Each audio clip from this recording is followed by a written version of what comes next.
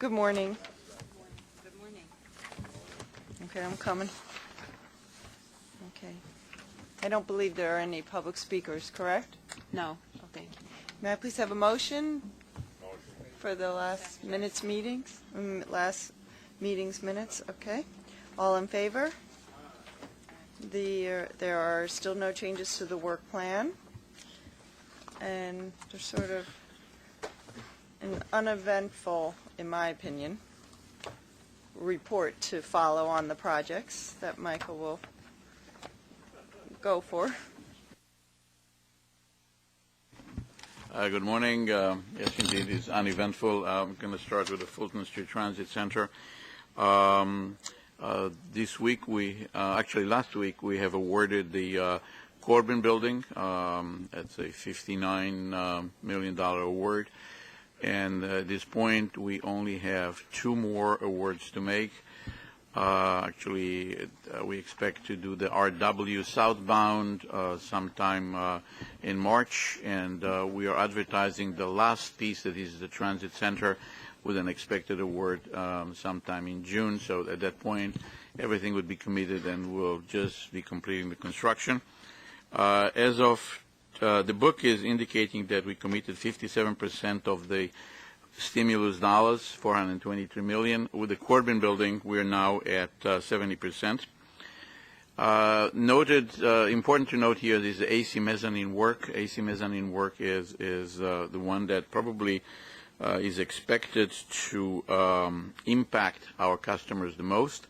Anyone that has been there could see that actually we are able to mitigate a lot of that. We have actually extremely good temporary stairs that are better than the one that were originally there, and really it's moving. The construction is moving rather well, with minimum impacts to our customers, to the point that actually even the amount of personnel that was needed from the Transit Authority part to maintain some of that stuff they were able to somewhat reduce that with absolutely zero impact. Beginning the weekend of March 6th and through October, the weekend AC trains will bypass the station in most weekends to allow us to do work, and that will be probably the most impact that we will see. Yet this is going to be very important in order to allow us to progress the project and hopefully move it faster than we originally intended. So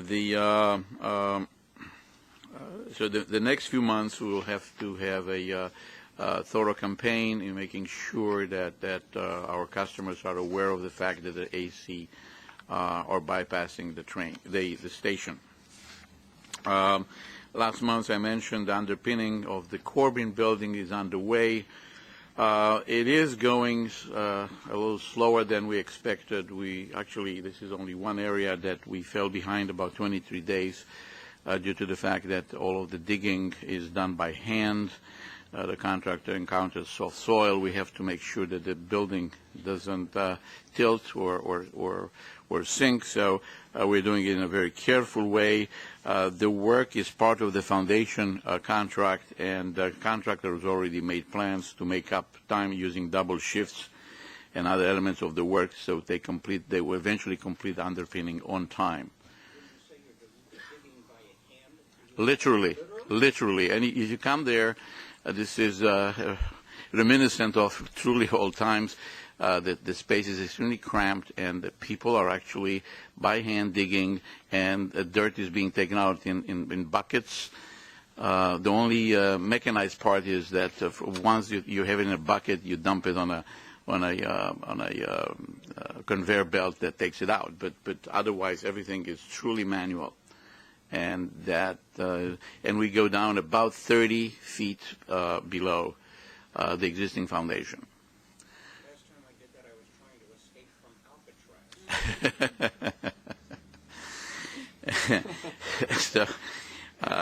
So it is really very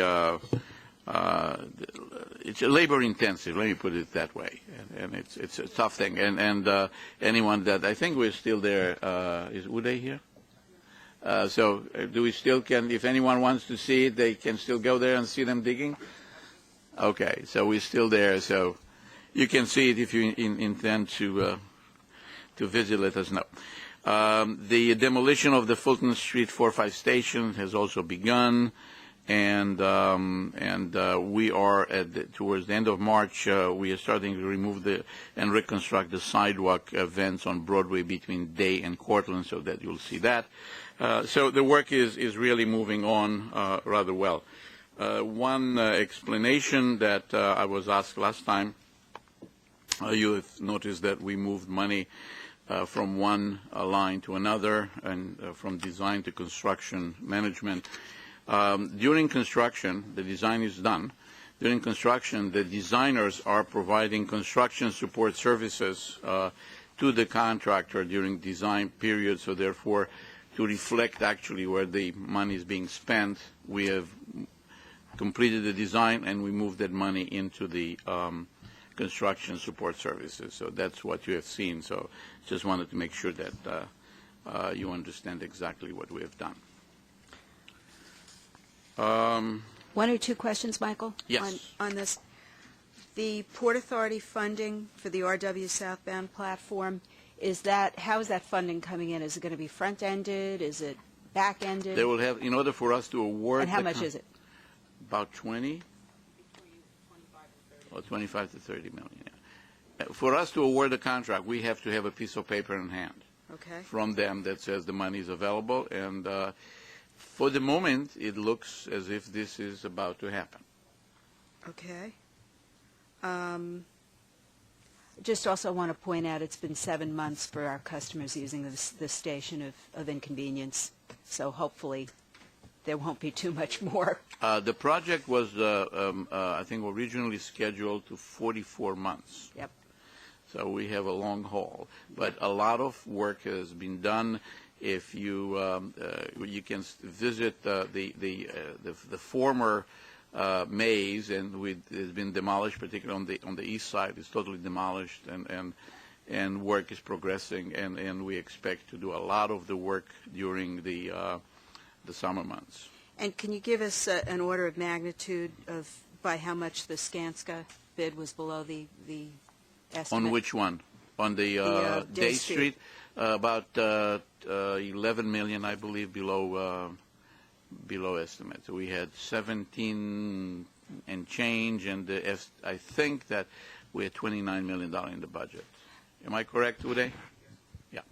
I'll have some comments, but I'll wait till we get to the procurement section on the Corbin dirt removal. You want to talk about it now, since we're talking Fulton Street? Sure. I mean, I'm kind of disturbed. It's totally up to you. I'm kind of disturbed that whoever it was that did the estimating on how much soil was going to be removed missed by so much. What were we talking They about? said the procurement item, Oh. number one. And number two, did we have any idea that this was contaminated soil? I mean, that's now an expense, an added expense to this project. Did we do any kind of soil testing ahead of time? Were there borings under the Corbin building? Uday, could you comment on that, please? Yes. Do you mind coming forward on the speaker? I'm sorry. I feel like, remember those Anita Hill trials?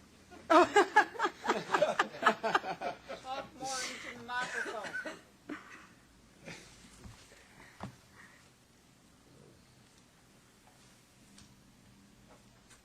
Thank you. The foundation contract had a contaminated soil. When we did the design, it was non-contaminated because the buildings existed at this transmitter site itself. So we had not done any borings. So after the contract was bid out, during the course of excavation, when we did the borings, it turned out to be contaminated. Well, two questions about that. First of all, who estimated that they thought they were going to be removing 2,200 cubic yards of spoils when actually the amount was more than double that amount, and now we have to pay the contractor extra amount of money. I'm sorry, there's a little confusion there. The soil and the grout is totally different. There's a jet grouting quantity of 2,200 cubic yards of jet grout, Right. and that was done to underpin the buildings Yep, prior to doing the second piles. right. And then the soil was 20,000 cubic yards of soil to be disposed of. Okay. So there are two elements in that staff summary sheet. Well, then, this is not entirely clear. There appears to have been a miscalculation, though, that is causing us to have to now pay $2.3 million to the contractor to remove this and to grout because someone misestimated. Is that a fair statement? I won't characterize it that way because when you do the estimation of the jet grout, because you're doing what you call as ground remediation, the exact quantity is very difficult to assess. So during the course of construction, the contractor proposed what you call a pilot method of doing the work based on the number of columns increased, and that's how the jet quantity increased from 22 to 4,700 cubic yards. But the contractor said if it's more than 10%, we're going to have to charge you. No, we're going to differential. renegotiate. If it is more than 10%, we renegotiate the quantity. So the cost per cubic yards reduced from $1,334 to somewhere around $500. So it's 50% for the increased quantity of jet grout. And the soil, of course, is because of the double handling, because it has to go to a different site for disposal of contaminated soil. All I know is we have an unexpected bill for $2.3 million, and that's a lot of bus routes that would save. So I just hope that we're being careful about our estimates. I think so. I don't think it's misappropriation of any design. It's just that we'll perform what we call an errors and omission analysis to make sure whether any design error was performed during the course of... That would be good.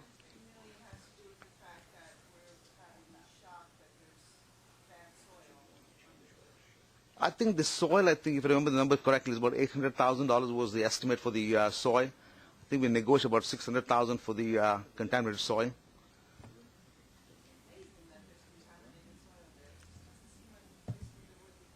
I know. Yeah, a fuel tank. Yeah.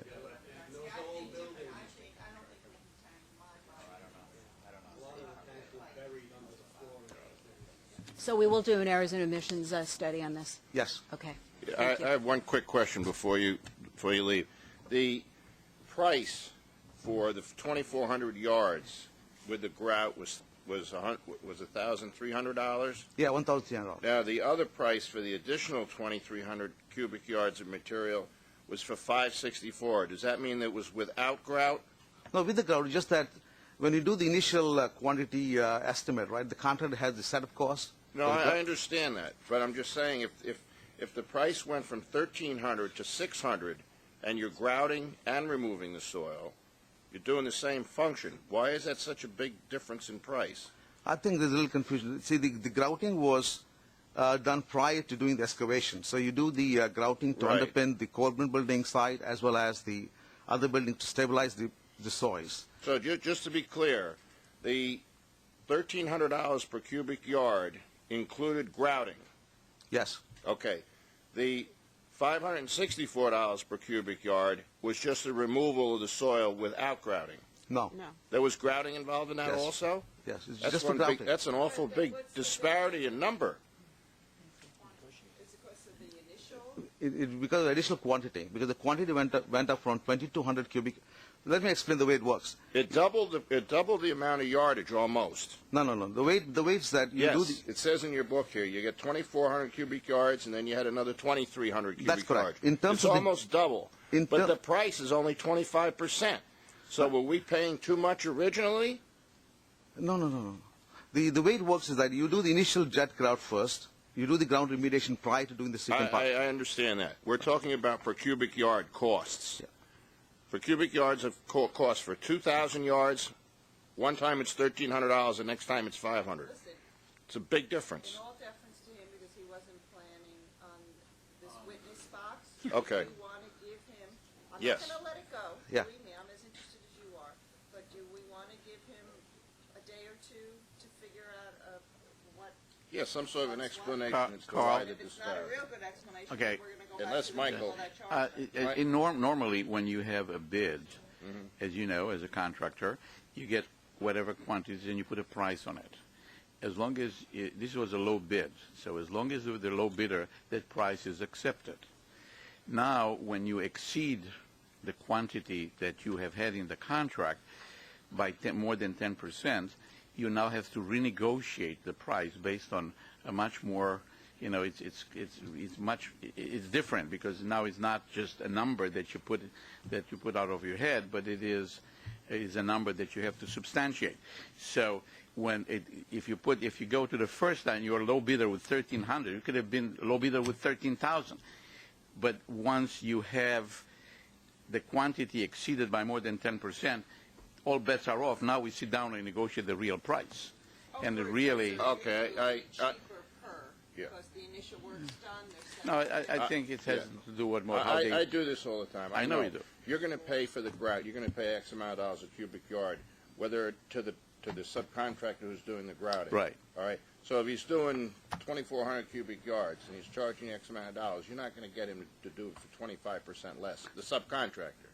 No, Maybe but, he front-loaded his bid. You got it. We don't see the subcontractor Then number. that's negotiated the between the Skanska may take a subcontractor, and they make a profit on that. I have the And answer I that's wanted. what- He front-loaded his bid. He front-loaded his bid. That's Thank about you. it. That's done every day. All the contractors that I know lowball their low bid and try and make up the money in the extras.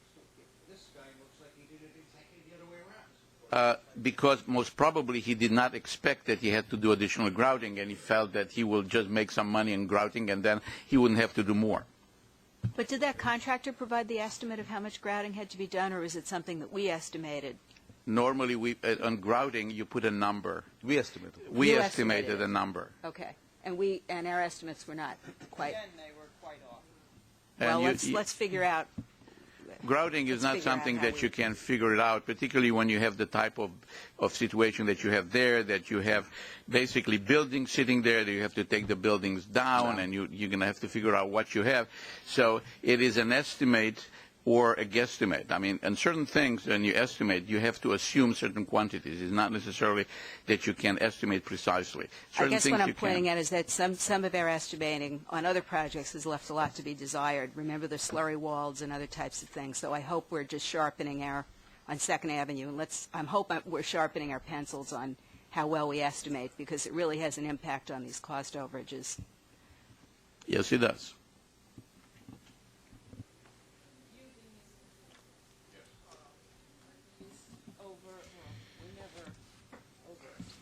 Are these under? Well, I think that Michael explained, because some contractors, what they'll do is they'll put a high number on the things that are done in the front of the job. That's why they call it front loading. We talked about that. We're just Okay. talking about what Doreen's Estimate. bringing, the fact that we're underestimating on several projects. Well, And Mike each was one has to saying stand it was on its so own. unpredictable. and each one has to stand on its own. Here is some of the things that I observe, because I've been in this business for a long time, and I look at these things. Estimating, particularly on this type of projects, is you can estimate quantities, but that doesn't tell the exact truth on what the numbers are going to be. Because you have to look at the project, and they look at the design, they see how they can build it, how hard it is, what they're going to encounter. So the quantities alone do not tell the story. What tells the story is really the how you build it. And these are mega projects, and they take precautionary risks numbers. So they attach dollars that you wouldn't expect that they will have there based on their experience as to how. And quite frankly, if they see a drawing that they do not quite understand, they will put a high number, because they now are, So it's as much as a science, as an estimator, and you do the quantities, as much as it is actually an art, because now you have to figure out who are the people that are going to bid, how they're going to bid, how they're going to build the job. All of these things make a difference when you actually look at an estimate. So it's not as simple as multiplying numbers, unfortunately. Okay, we ready to move on? Move on. But you want more of an explanation? Okay. Yeah. Okay, good. Thanks for bringing that to our attention. Okay, number 7. Through January, we mined 3,600 feet of new tunnels. About 40% of the total 9,500 is done. Actually, one of the TBMs has already gone past under the 3 Lincoln tunnels, and I think the second one is approaching. They're really moving fast, and we expect to have completed TBM work probably May, some early May, some late May, but by June we'll be done with the TBM work. And then they're continuing to put the cast-in-place concrete that is now 20% complete, and the work is moving well. Just one thing to remark, that we're doing a risk assessment for cost and schedule for that. It's being done together with HYDC, the Harlem Yards Development Corporation, and the IEC. So we expect to have the results presented in March. I'm glad we're doing that risk assessment. That last sentence kind of jumped out at me because all I've heard is that this project is really going great. It's on budget. It's on schedule. Is there anything that's leading us to believe that this assessment is going to tell us something different? I think it's premature. We should wait and see what it's going to tell us. I do not want to speculate as to what they're going to say. Well, I hope it's positive because this has been our one. Well, we are 6 months ahead in terms of how we're delivering the project, and this is the biggest chunk of it. It's a $1.2 billion of the work, yet there are many more hurdles ahead of us, so we'll see how we're doing. Second Avenue, just briefly, approximately 85% of the TBM launching box has been excavated, and the TBM components are scheduled to be arriving at the site in March. The controlled blasting, 69th Street and 72nd, is scheduled to begin later this week. The demolition of the Century Building began in January, is continuing, and that brings us to something that I should mention, the fragile buildings. Fragile buildings are the buildings that you see around 2nd Avenue, the 4 to 5 stories, sometimes less, that they really proved to be much more problematic and challenging than I think originally was thought.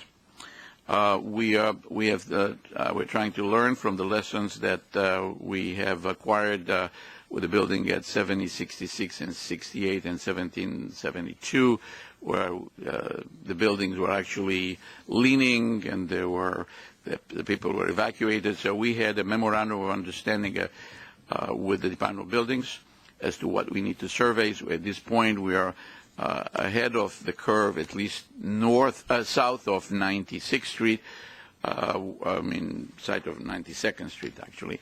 And we are in the process of surveying all of the buildings that are potentially fragile to see if we need any remedial work, and we would like to look at it prior to the contractor getting into the site, so we can anticipate problems rather than react to them. We're going to be a little smarter in end of March when we're done with the assessment, so we'll know what we need to do.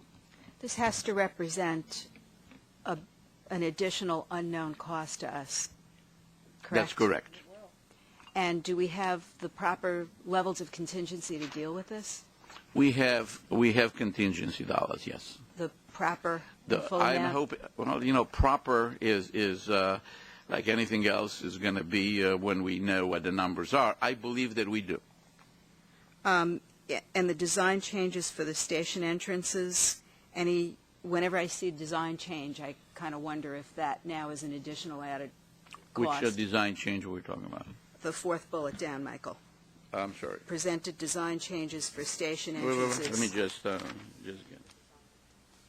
And is there a significant cost to that design change, or is it a minor cost? I don't remember. We brought that to the committee already. I'll look back and see exactly what the cost was to the design change. Let me. But yes, that was a prior. There's no.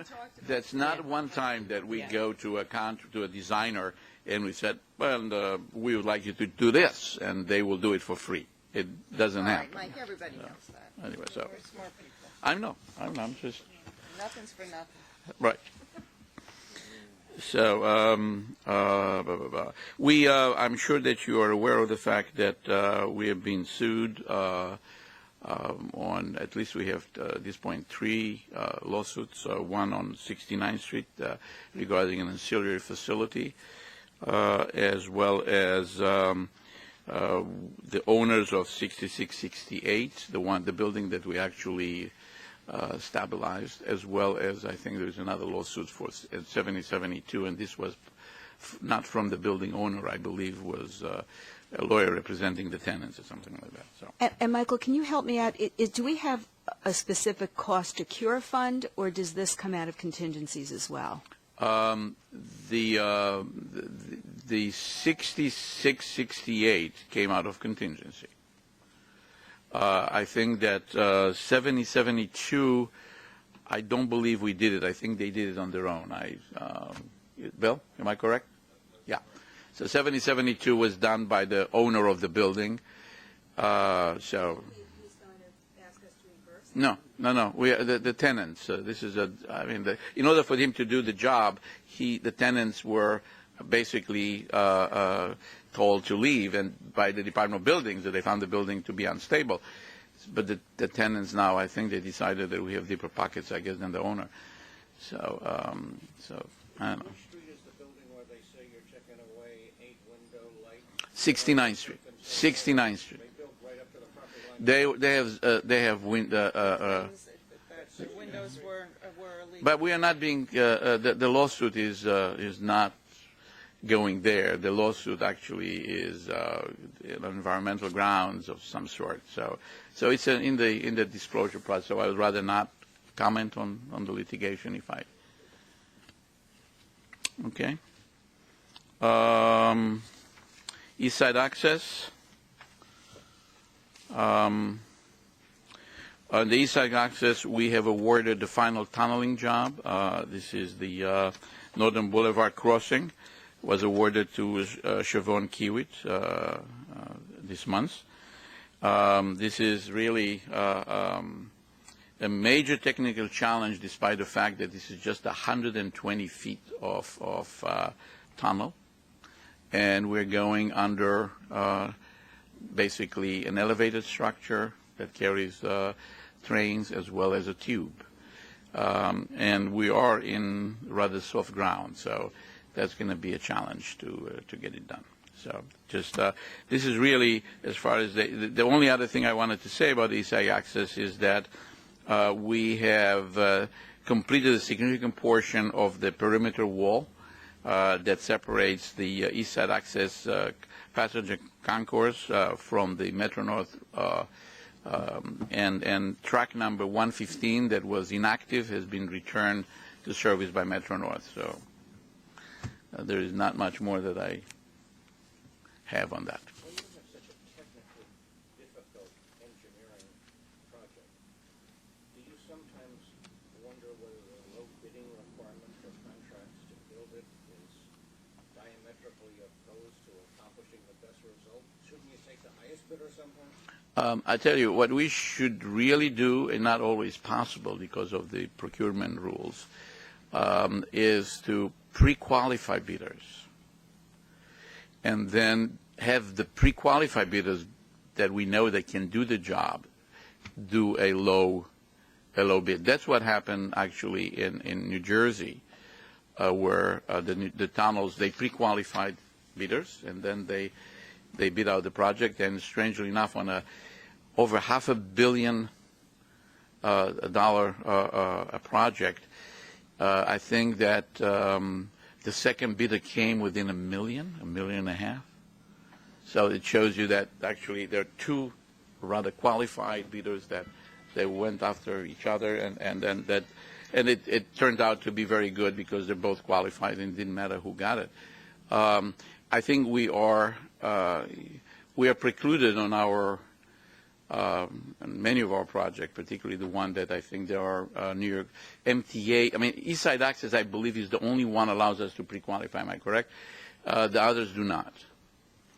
So we cannot pre-qualify. The only way then you're doing. This is not. It's not for me to be able to change. But we have tried to go the RFP route.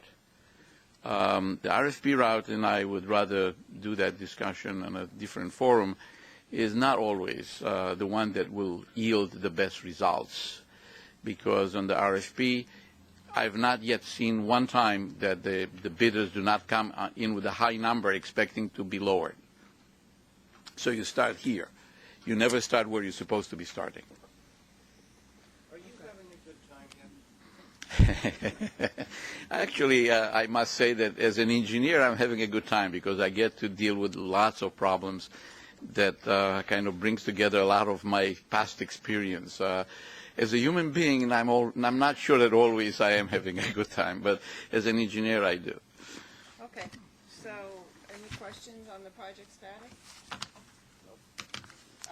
Regarding the procurements, well, there's three, one of which There are, in addition to the Skanska item that we discussed earlier, there are two other procurement items, both for East Side Access. One deals with utility relocation with the Queens contractor working on the Harold structures, and the second item is actually a request to exercise an option that was in the base contract for additional work by the Queens tunnel contractor.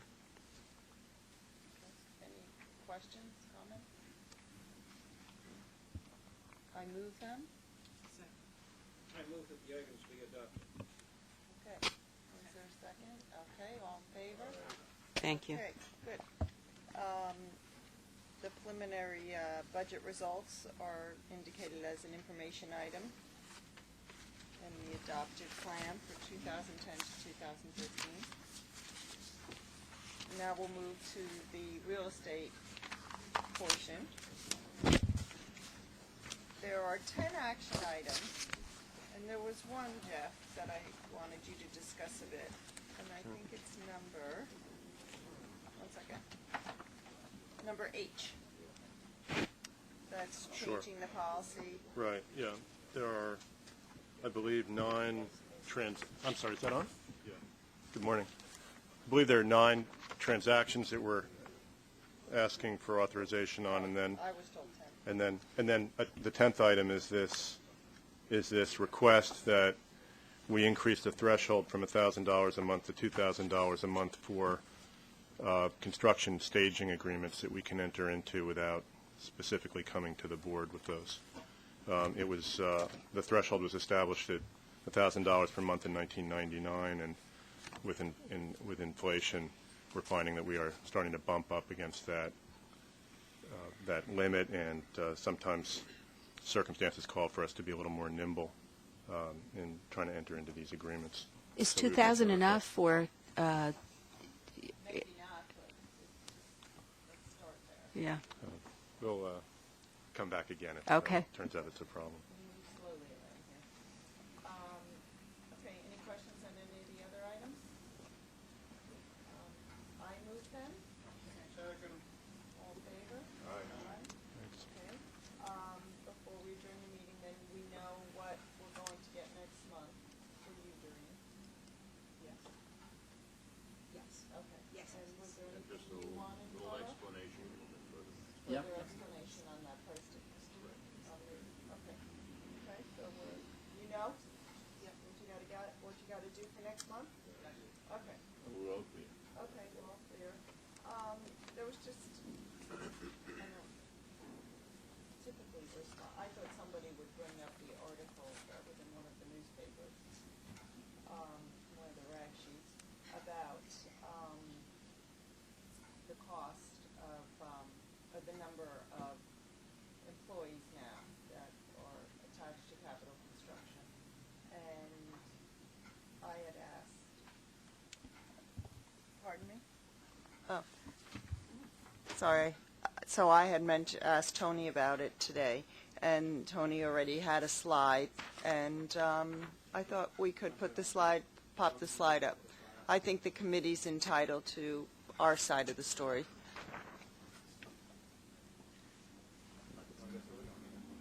I'll briefly explain it. Briefly. That's the word of this meeting, always. Okay, basically, it always said we had started the company back in 2003, 2004. we had set it up to be about 150, a quota of 150 people, and we had kept it low during all these past years because, as you can see, the ramp up of actual construction activity that we would have to supervise and manage was at a much lower rate back then. Things are basically in design, not in construction. But as that continues to ramp up, as you can see, especially last year, we did $959 million worth of actual construction work. I'm expecting probably about 1.2 to 1.4 billion to be done, actual expenditures, actual work in the ground being paid for in dollars for 2010. So we've hit about 125 people right now, which we expect probably just to keep steady, as you can see over those years, even as the amount of work goes up.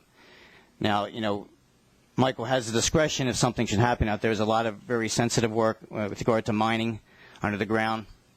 Feel you need more people, more inspectors, more safety-related type people, then it has a discretion to go up to about 150 or more. We always have the option of going to the consultant community to also help. But what we've done, we've kept very, very low. We've been well below the amount of money that we've set aside for administration. We're using those excess funds from last year to actually get us through this year without an actual approval by the Capital Program Review Board. Probably keep us through well this year, so we're doing very, very well administratively as far as our costs. And this is the reason we've kept low. But as you can see, it gets challenging as the years go on with the amount of work. Just as a note here that the dollars that you see there, these are really the payments. This is the cash that we are running through. The commitments are much higher. The commitments right now, I think, are what about total 3 point? I mean, the current commitments. I don't. There are the cumulative. The cumulative go up to 17, eventually 17 billion. But these are actual dollars that you're actually watching this being put in the ground. Year in the actual dollars that we're moving. So last year we spent $959 million in construction. This year will be 1.2 billion in 2010. So that requires a certain infrastructure to be maintained. And as Tony mentioned, we have been able to actually fund ourselves through next year from the funds that we saved in the first 5 years. Well, the working group last year had said this was one area that we wanted to look into a little bit because MTACC today is a very different animal from what the board had authorized it to be in 2003. And I think it's just an ongoing discussion that I think we should be engaging in as to what the proper way is to staff these huge, very complicated mega projects and to provide the proper oversight in a time when we have shrinking resources. So I think it's something that all of us are going to be prayerfully considering. I'm glad you brought it up, Nancy. Just have one last question. I think so. If I'm looking at the budget of roughly $38 million or $36 million, so this year, obviously, you said you were or 09, you were down. I mean, you were up favorable 20%, right? Well, it was about 29 million altogether, of which the administrative funds were about 15 million. No. Yeah. If you look at your actuals, you're 8 million to the better, right? Right, for the last year, right? So that's like 20%. Okay. 21.6%. Right. That's going to carry you this year, but did you lower your baseline budget to reflect that you were down? Didn't lower the baseline budgets, but I'm probably spending about 1.2 million a month, which is really low. So if I keep it this rate that we did in January and February, it's probably when July comes we would lower the estimate for next year. When you see that in Finance Committee, you'll see probably at the same, if not even lower than last year. So you do anticipate at some point lowering the budget to reflect? We've always done well. We were trying to keep. Remember, we're a little different animal than the operating budget. It's a capital budget. It's got a pot of money there. Yeah, I understand. So I'm able to use any kind of surplus there and to get me into next year. And I have to basically work out of a pot of money.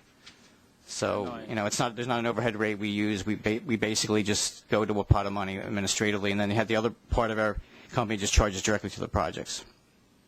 Just a comment that we try to benchmark ourselves on how many soft dollars we're spending for every dollar in construction, And we are, at this point, at 20 cents per construction dollar. That means we are below, actually, the benchmark of the industry that is about 25 cents per dollar. And Michael's talking about everything. That's design, that's construction management, that's consultants, that's our own people. We're basically, 19, 20 cents dollar and that's probably going to be lowered next year because the denominator is going to get even bigger. So that's pretty low. I mean, you'd usually expect something around 30, 40 cents on the dollar. So we're doing very, very well as far as our administrative costs. We're very frugal on that one. We are, Doing a good job, but I'm not big on benchmark. Okay. So, good, thanks. Any other questions? I move to adjourn the meeting. A little screwed. Like that.